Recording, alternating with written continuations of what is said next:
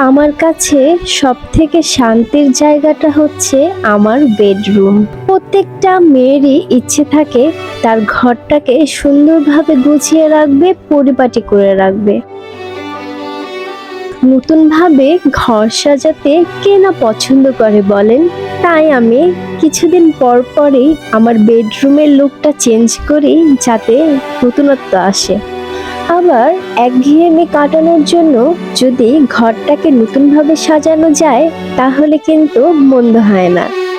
তাই আমি আজকে আপনাদের সাথে শেয়ার করতে যাচ্ছি আমি আমার ঈদের দিনটাকে কিভাবে আমার রুমটা সাজিয়েছিলাম। আশা করছি সবারই ভালো লাগবে।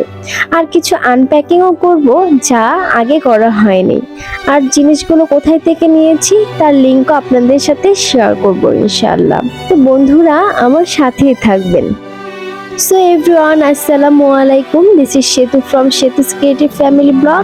আশা করছি সবাই ভালো আছেন। আমিও আলহামদুলিল্লাহ ভালো আছি।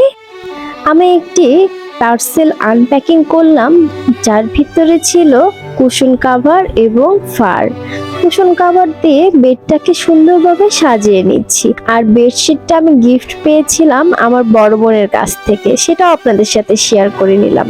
আর ফারটাকে আমি রানার হিসাবে ব্যবহার করেছি। এখন আনপ্যাকিং করছি আড়ং থেকে নেওয়া ছোট্ট কাঠের ট্রে। যে ট্রেগুলো আমার কাছে বেশ ভালো লেগেছে।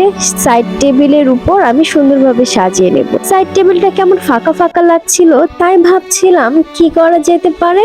বুদ্ধি আসলো আমার একটা বেডশিট আছে যেটা আমি ইউজ করি না, সেটার পিলো কভার দিয়ে আমি আমার সাইড টেবিলের উপর বিছিয়ে দিলাম। তারপর ট্রেটা দিয়ে দিলাম, একটা ফ্লাওয়ার ভাস দিয়ে কিছু ফ্লাওয়ার দিয়ে সাজিয়ে নিলাম।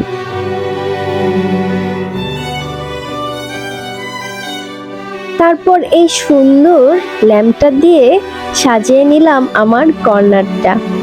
সুন্দর লাগছে দেখতে। এই ল্যাম্পগুলো আমার কাছে খুবই ভালো লাগে। ভিতরে আর্টিফিশিয়াল মোমবাতির মতো দেওয়া, যেটা কিনা অন করলেই মোমবাতির মতো জ্বলে ওঠে। আমি আরেকটি সাইড টেবিলও একইভাবে সাজিয়ে নিচ্ছি। প্রথমে পিলো কভার দিয়ে উপরে কভার করে নিলাম, তারপর ট্রে দিয়ে ফ্লাওয়ার ভাস দিয়ে ফ্লাওয়ার দিয়ে সাজিয়ে নিলাম। আমার এই কৃষ্ণচূড়া ফুলগুলো খুবই ভালো লাগে, সেগুলোকে একটু সুন্দরভাবে গুছিয়ে নিলাম। এখন আমি আনপ্যাকিং করছি আমার ল্যাম্প। স্ট্যান্ড ল্যাম্পটা অনেকদিন ধরে নিয়ে রেখেছিলাম, আনপ্যাকিং করা হয়নি আপনাদেরকে দেখাবো বলে। ল্যাম্পটাও খুব সুন্দর লাগছে। এখন আমি আমার টায়ার দিয়ে বানানো সোফাটাকে একটু ডেকোরেশন করে নিচ্ছি। আগে ছিল ইয়েলো কালার, এখন বেডশিটের সাথে ম্যাচিং করে গ্রিন কালারের কভারটা দিয়ে নিচ্ছি। বেডশিটের সাথে ম্যাচিং করা পর্দা কিনেছি, সেই পর্দাগুলো লাগিয়ে নিলাম। পর্দা লাগানোর পরে লুকটাই যেন চেঞ্জ হয়ে গেল। লন্ড্রি বাস্কেটটা দিয়ে সাজিয়ে নিলাম। এখন লন্ড্রি বাস্কেটটার সাথে আমি ফ্লাওয়ার ভাস গিফট পেয়েছিলাম, ওটাও দেওয়ালে হ্যাঙ্গিং করে নিলাম। মোটামুটি রুম গোছানো আমার শেষ হয়ে গেল। আপনাদেরকে দেখিয়ে দিচ্ছি কেমন লাগছে আমার রুমটা।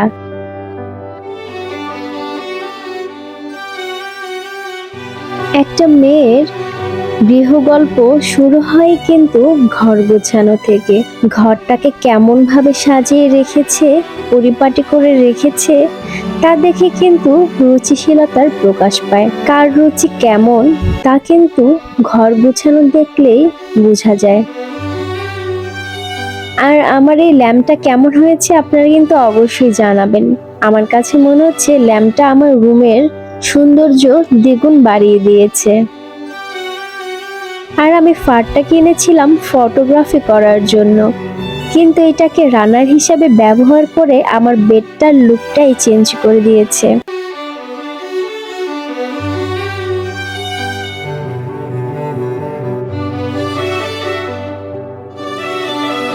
ঘর সাজাতে দামি দামি জিনিসের কোনোই প্রয়োজন নেই। অনেকে মনে করতে পারেন দামি জিনিস দিয়ে ঘর সাজালেই ঘরটা সুন্দর লাগবে, আসলে কিন্তু এমনটা না। যা আছে তাই দিয়ে সুন্দরভাবে কিন্তু রুম গুছিয়ে রাখা যায়। কিন্তু আমরা শখের বশে অনেক কিছুই কিনে থাকি, সেই কেনা জিনিস দিয়ে রুম সাজাতে আমরা পছন্দ করি। কিন্তু সবসময় এমনটা না হলেও চলে, যা আছে তাই দিয়েই সুন্দরভাবে রুম গুছিয়ে রাখা যায়। যখন আমার মন খারাপ থাকে তখন আমি রুম গোছাতে শুরু করে দিই। রুমটাকে যখন দেখি তখন আমার কাছে অনেক ভালো লাগে, মনটাও ভালো হয়ে যায়। দেখেন, টিটু আমার বিছানায় কত আরাম করে শুয়ে আছে। তো বন্ধুরা, আমার রুম গোছানো কেমন লাগলো অবশ্যই কিন্তু জানাবেন। ভিডিওটি এখানে শেষ করে দিচ্ছি। সবাই ভালো থাকবেন, সুস্থ থাকবেন। আল্লাহ হাফেজ।